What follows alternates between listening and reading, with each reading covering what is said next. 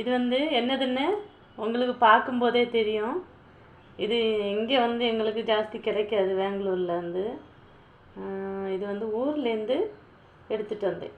ஊர்லேருந்து ஒரு 2 பீஸ் எடுத்துகிட்டு வந்து பாட்டிலில் வச்சு வளர்த்தி இவ்வளோ கிடச்சிருக்கு நண்பர்களே. பாருங்கள், இன்றைக்கி இது வச்சு நம்ம என்ன பண்ண போகிறோம் பாருங்கள். நல்ல ஹெல்த்தியாக செம டேஸ்டியான ஒரு தொக்கு இல்லைன்னா ஒரு திக்கான ஒரு குழம்புன்னு சொல்லலாம். அதுதான் இன்றைக்கி பண்ண போகிறேன். எப்படி பண்ணலாம் வாங்க வீடியோக்குள்ளே பார்க்கலாம். இப்போ நம்ம இதை வந்து க்ளீன் பண்ணி எடுத்துக்கலாம். எல்லாருக்குமே நிறைய பேருக்கு தெரியும் க்ளீன் பண்ணுறது. ஆனால் நான் கொஞ்சம் வித்தியாசமான முறையில் நான் இதை இன்றைக்கி பண்ண போகிறேன். இந்த நார் மாதிரி இருக்குது பார்த்தீங்களா, இதெல்லாம் நம்ம க்ளீன் பண்ணி எடுத்துக்கணும்.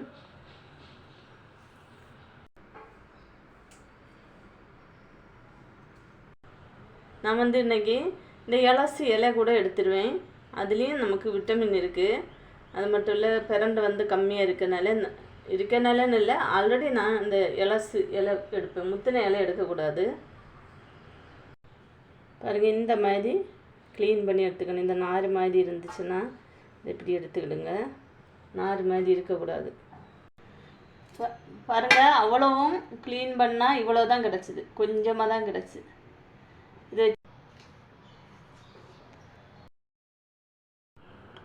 இது வந்து என்னதுன்னு உங்களுக்கு பார்க்கும்போதே தெரியும். இது இங்கே வந்து எங்களுக்கு ஜாஸ்தி கிடைக்காது பெங்களூரில் வந்து. இது வந்து ஊர்லேருந்து எடுத்துகிட்டு வந்தேன். ஊர்லேருந்து ஒரு 2 பீஸ் எடுத்துகிட்டு வந்து பாட்டிலில் வச்சு வளர்த்தி இவ்வளோ கிடச்சிருக்கு நண்பர்களே. பாருங்கள், இன்றைக்கி இது வச்சு நம்ம என்ன பண்ண போகிறோம் பாருங்கள். நல்ல ஹெல்த்தியாக செம டேஸ்டியான ஒரு தொக்கு இல்லைன்னா ஒரு திக்கான ஒரு குழம்புன்னு சொல்லலாம். அதுதான் இன்றைக்கி பண்ண போகிறேன். எப்படி பண்ணலாம் வாங்க வீடியோக்குள்ளே பார்க்கலாம். இப்போ நம்ம இதை வந்து க்ளீன் பண்ணி எடுத்துக்கலாம். எல்லாருக்குமே நிறைய பேருக்கு தெரியும் க்ளீன் பண்ணுறது. ஆனால் நான் கொஞ்சம் வித்தியாசமான முறையில் நான் இதை இன்றைக்கி பண்ண போகிறேன். இந்த நார் மாதிரி இருக்குது பார்த்தீங்களா, இதெல்லாம் நம்ம க்ளீன் பண்ணி எடுத்துக்கணும்.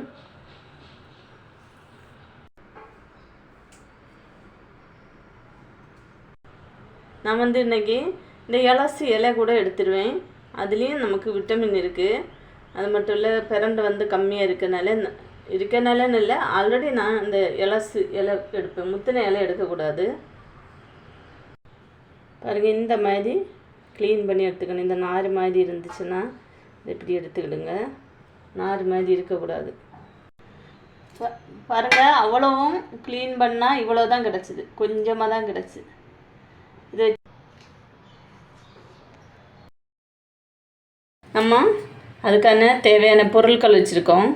சின்ன வெங்காயம், பூண்டு, இஞ்சி, பச்சை மிளகு 1 வச்சுருக்கேன், கருவேப்பிலை, கொஞ்சமாக ஜீரகம், வெந்தயம் வந்து கொஞ்சமாக ஒரு 10 போல் வெந்தயம் எடுத்துக்கிடுங்க. முழு நல்ல மிளகு இருந்தால் அதுவும் கூட எடுத்துக்கிடுங்க. நான் வந்து பொடி வச்சுருக்கனால இதெல்லாம் ஃப்ரை பண்ணும்போது அப்புறமா சேர்த்துக்கிடுவேன். வாங்க வீடியோக்குள்ளே போகலாம். வானலியை ஸ்டவ்வில் வைக்கலாம்.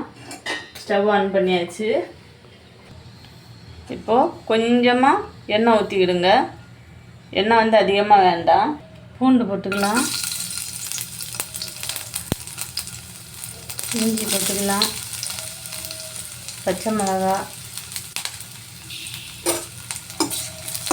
இவ்வளவும் நல்லா ஃப்ரை ஆகட்டும். ஜீரகம் போட்டுக்கலாம், வெந்தயம் கொஞ்சமாக போட்டுக்கலாம், கருவேப்பிலை போடலாம்,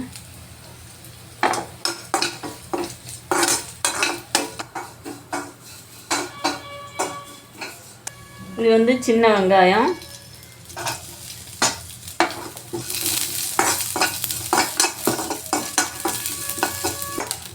இப்போது பிரண்டை போட்டுக்கலாம். பிரண்டை வந்து நல்லா சுருண்டு வரணும், கலர் சேஞ்ச் ஆகி வரணும். அதுவரை நம்ம ஃப்ரை பண்ணணும், அப்போ தான் நல்லா இருக்கும். அது மட்டும் இல்லை, இந்த பிரண்டை வந்து எவ்வளோ ஹெல்த்தியானதுன்னு நிறைய பேருக்கு தெரியும். நம்ம அந்த வாய்வு தொல்லை அதுக்கு ரொம்ப நல்லது. கால் முட்டு வலி இந்த மாதிரி இதுக்கெல்லாம் ரொம்ப நல்லது இந்த பிரண்டை.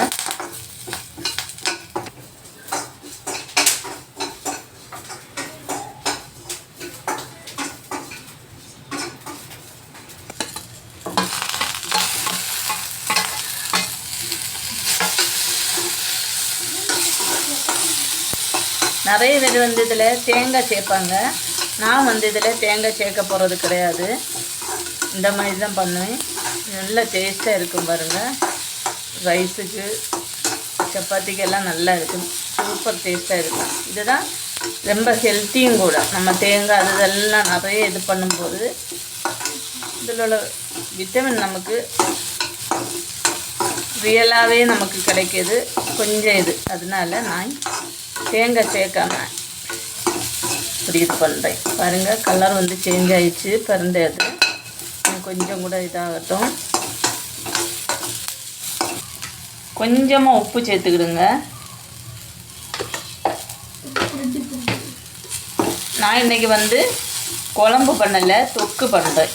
அதனால் நான் தேங்காய் சேர்க்கலை. நீங்கள் குழம்பு பண்ணுறதா இருந்தால் இது கூட கொஞ்சமாக தேங்காய் துருவல் சேர்த்து இது பண்ணி பண்ணினா நல்லா இருக்கும். அதே மாதிரி நான் இதில் வந்து புளி சேர்க்கலை, வாழைப்புளி சேர்க்கலை, டொமேட்டோ தான் கொஞ்சமாக சேர்த்துருக்கேன். குழம்பு பண்ணுறதா இருந்தால் கொஞ்சமாக நீங்கள் புளி சேர்த்துக்கலாம். வந்து நல்ல மிளகு பொடிச்சது,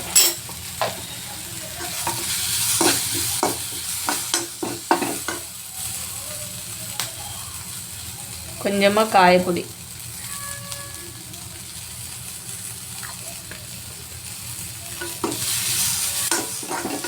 அவ்வளோதான். நம்ம ஸ்டவ் ஆஃப் பண்ணிக்கலாம். இது வந்து ஆறட்டும். ஆறுனதுக்கப்புறம் மிக்ஸி ஜாருக்கு மாற்றிக்கலாம். நம்ம மிக்ஸி ஜாருக்கு போட்டு நல்லா மை போல் அரைச்சி எடுக்கணும். அலசி கொஞ்சமாக தண்ணியை ஊற்றிக்கலாம்.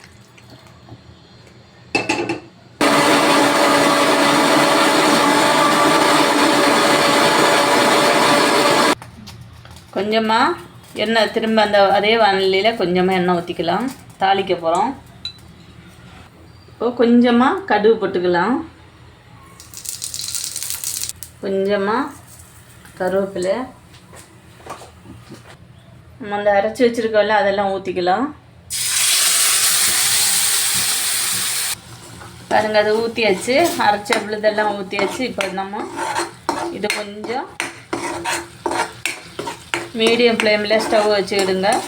வச்சு இது வந்து கொஞ்சமாக இந்த நம்ம தொக்கு பண்ணுறதுனால தண்ணி வந்து கொஞ்சமாக வற்றட்டும். ரொம்ப வற்ற வேண்டாம், மீடியமாக இருக்கும்.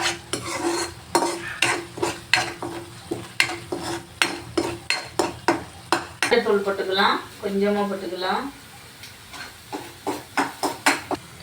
ஆல்ரெடி நம்ம பச்சை மிளகாய் சேர்த்துருக்கோம். நல்லா காரம் இதக்கூடாது. அதனால் கொஞ்சமாக